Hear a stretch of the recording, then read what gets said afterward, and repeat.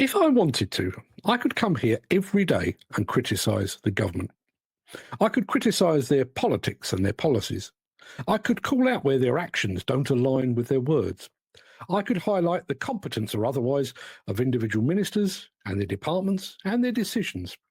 I could point out that their ambitions for housing and infrastructure are wrong-headed, and that we're more likely to see the second coming of Christ or West Ham crowned champions of Europe than we are to see 1.5 million new homes built in the next 4 or 5 years.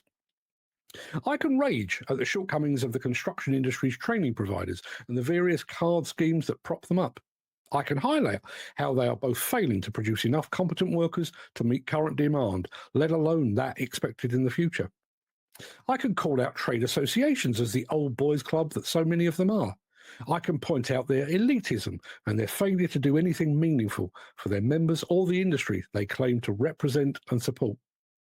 I can rail against equipment manufacturers for making safety features an optional extra, for selling machines with known stability issues, for producing machines that are great for publicity, but not so great for anyone wishing to use them.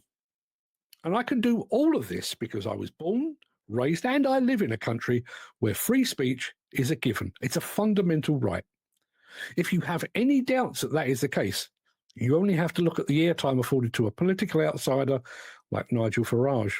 In short, I am free to hold those in authority to account.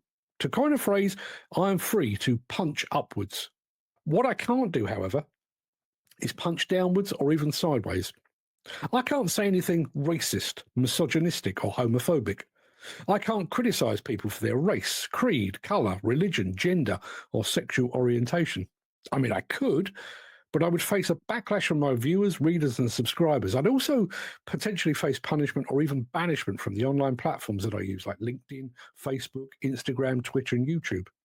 And I'm okay with that, because here in regular society, we all know where we stand. We can criticise the powers that be, but it's an offence to cause offence. Now, let's step through the portal to the parallel universe of the modern demolition and construction site, a place where the norms of free speech are inverted, where the whole notion of what you can and cannot say has been turned upon its head. Here, apparently, misogyny, homophobia, and racism are not just back on the table, they are laid out like a sumptuous buffet. You can say what you like about who you like, or don't, and you can do so with impunity. Want to point out that your female colleague's high-vis vest doesn't fit because her boobs are too big? Feel free. No one will bat an eyelid. Want to question a colleague's sexuality because he hasn't had a girlfriend in 6 months? Go right ahead. Feel like saying those with black skin are lazy, those with brown skin are likely to be terrorists, and those with yellow skin are only good for the preparation of special fried rice and wonton soup? In all likelihood, your words will be met with laughter from everyone except your chosen victim. It may not be encouraged or publicly supported, but it's sure as hell tolerated. Here on site, you have an invisible shield, a get-out-of-jail-free card. When you enter a site, you take off your civilian clothes and you shed societal norms. You put on your PPE and you simultaneously put on a cloak of invincibility known as Banter. Here on site, you can now punch downwards as much as you damn well please. In all likelihood, you'll be applauded and celebrated for doing so. But let's not forget, this is the upside down. While you might be able to question a colleague's sexual preferences, the religion of your brown-skinned co-worker, or make lewd comments about your female co-worker's bedroom activities, what you can't do is call out those in authority. Your site supervisor might be an incompetent arsehat with zero experience, poor man management skills, and questionable personal hygiene. But you dare not say as much, because that person has the power to make your life truly miserable. The site upon which you're working might be demonstrably and catastrophically unsafe, but you keep it to yourself. You don't want to rock the boat. You don't want to be labelled a troublemaker.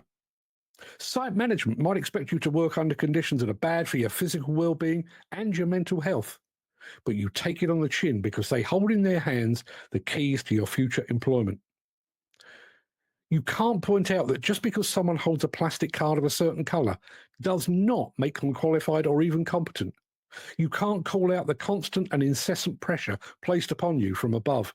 You can't talk about how you're effectively being bullied on a daily basis, how you're being urged to cut corners to meet deadlines, how you're expected to look the other way over mismanagement, drug and alcohol abuse, corruption and criminality. Outside the site hoardings in the real world, there are rules and regulations to prevent those in power from abusing that power. In the upside down world of demolition and construction, such abuse is commonplace. It's normalized. Those in authority have the ability to make your life impossible while you work for them, and then make it impossible for you to get a job if and when you leave. Criticise those below or beside you, and your words will probably be ignored or quietly supported. Criticise those above, and you could find yourself doing a series of increasingly shitty jobs, working longer hours without additional pay, or being urged towards the exit. You might also find yourself blackballed, your job reference skewed to highlight your perceived shortcomings while ignoring the skills, experience, and expertise and value you can offer. The upside down world of speech freedom will not impact most people, particularly those right-minded souls that are quite content to go through life without causing undue offence to those around them. But if you are suddenly overcome with the unstoppable desire to say something sexist, racist, ageist, homophobic or transphobic, make sure you're on a demolition or a construction site first.